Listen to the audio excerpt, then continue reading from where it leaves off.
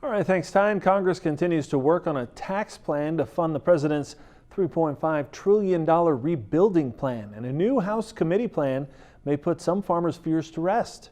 The new plan outlined by the House Ways and Means Committee does not include the transfer tax and has left the step up in basis intact.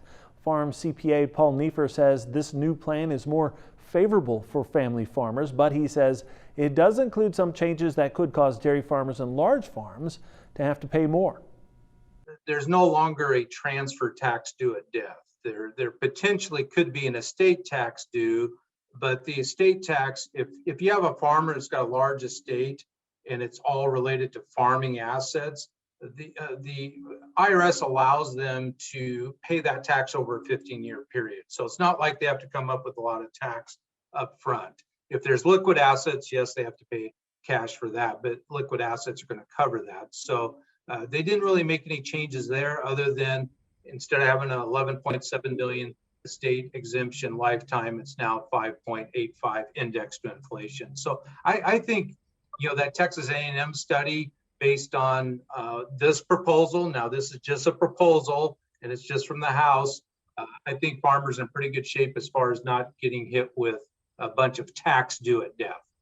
Now, as we told you last week, Ag Secretary Tom Vilsack wrote an op-ed defending the possible changes to step up in basis, saying it wouldn't hurt family farmers. He also outlined his reasoning on AgriTalk with Chip Flory. The Economic Research Service at USDA has sort of studied this, and there are two pieces to this. One, if a family member is going to continue to own and operate the farm, then there's no tax due. And then two, if for whatever reason the farm has decided to be sold, there's $1 million exemption per person, $2 million per couple, and if there's a homestead located on the farm, it's another $500,000. So it would take more than $2.5 million in gain in that scenario where the farm's being sold before anybody has to be concerned about taxes. So how many farms does that cover? Well, our folks at ERS say roughly 98% of the farms in the country. Now, as we told you in June, Texas A&M did a study on the proposed tax on inherited property. The study, requested by 2 Republican lawmakers on congressional ag committees, finding that if the full Sensible Taxation and Equity Promotion Act were approved, it would impact most family farms that they studied.